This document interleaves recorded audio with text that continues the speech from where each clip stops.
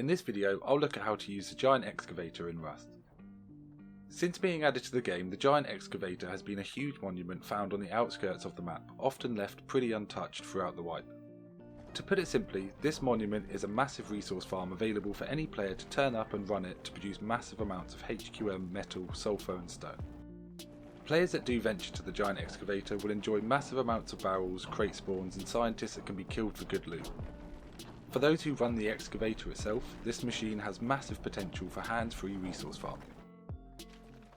HQM, for example, can be harvested from the excavator for half the cost of recycling 16x scopes and can harvest that HQM at over 10 times the speed of an actual HQM quarry. Those completing a successful excavator run will definitely profit and potentially set themselves up with the resources they need for the rest of their wipe.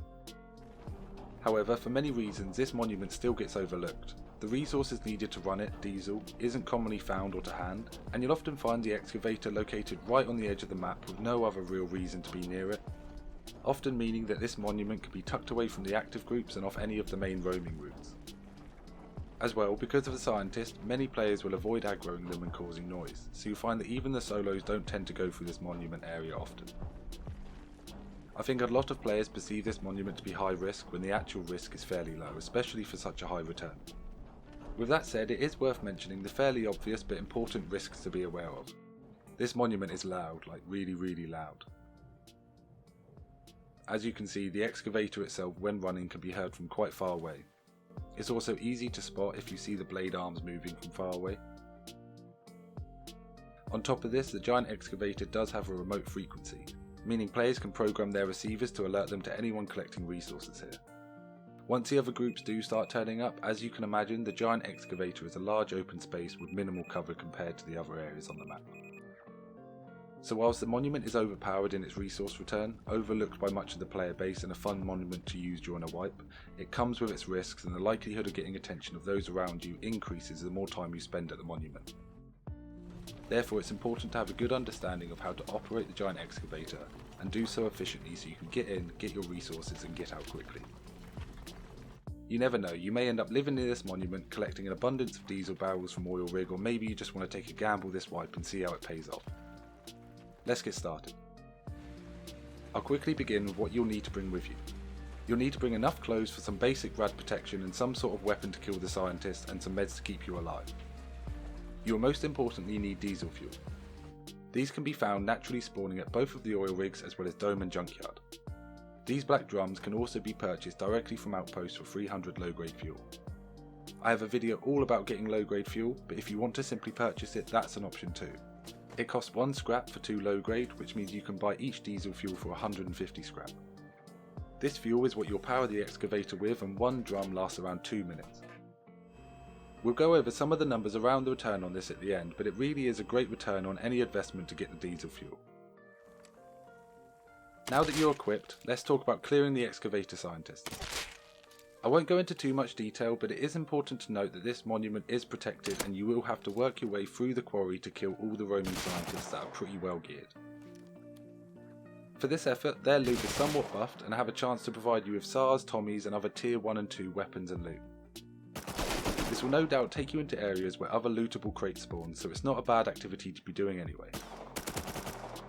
Playing smart, these scientists shouldn't be much of an issue to a decent compound bow position or to a more heavy-handed approach. Once completely cleared, that's when you can focus on getting the machine running, and here's how.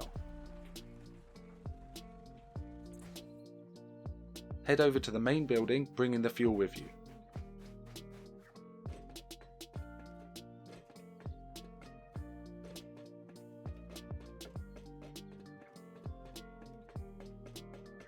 Once inside, use the main white fuel tank to open the available space and put your fuel in. The max amount of fuel that you can put in is 20 diesel barrels. Now to turn the excavator on, go up these stairs and activate the machine. Next it's time to get the excavator going. Head up and out, following the stairs around to the conveyor belt.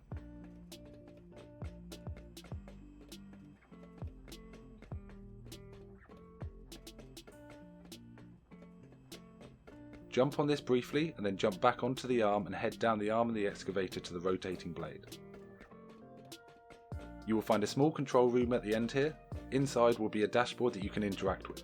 Hold your use button whilst looking at it to open up the selection menu. From here you can select HQM, sulfur, metal frags or stone. Select what you wish to be collecting and then watch the excavator do its thing.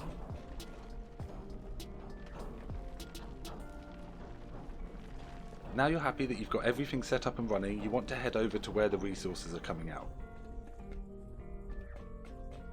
Run back up the length of the arm and keep an eye out for the conveyor belt.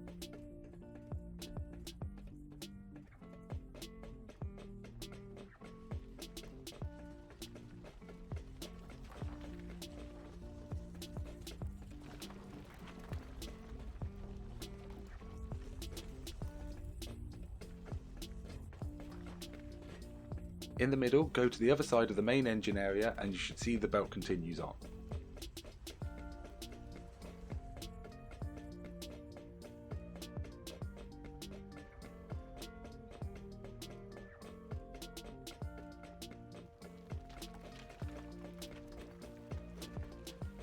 Following this belt, you should see where it splits into two paths and ultimately showing you where the two output areas are.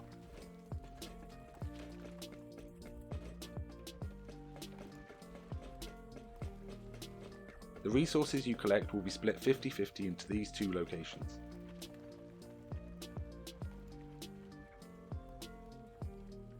Head over to this one to see the resources being collected.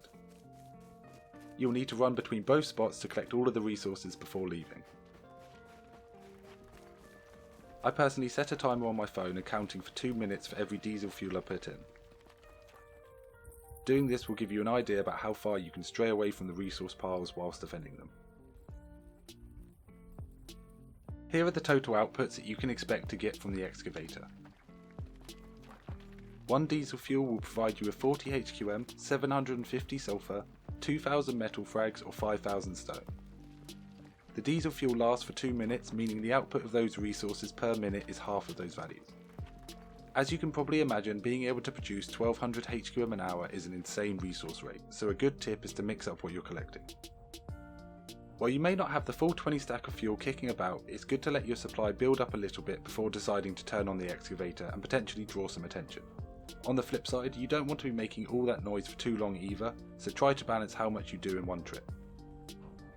You may not always have some big fight over this monument, but you must always keep your eye out for grubs. Little fresh spawns who have collected 2 hemp plants for cloves can be making their way into the monument to yoink your resources and dip before you even notice them, so make sure you stay vigilant. After all, the Giant Excavator is a lot of fun, but you want to be getting in and getting out both quickly and efficiently. The longer you own, run and produce resources at this location, the more chances that someone is going to believe that you have all the resources that they need and they'll be desperate to come. As you can see, used correctly, the Giant Excavator is such a powerful monument, but is also a lot of fun and something I'd highly recommend everyone tries. Hopefully you found this video useful. I'd be interested to hear if any of you have your own experiences using the Giant Excavator. If so, leave a comment below, like the video and please consider subscribing. As I keep saying, I really am right at the start of my whole process and I'm committed to making so much more content. Thanks so much for watching.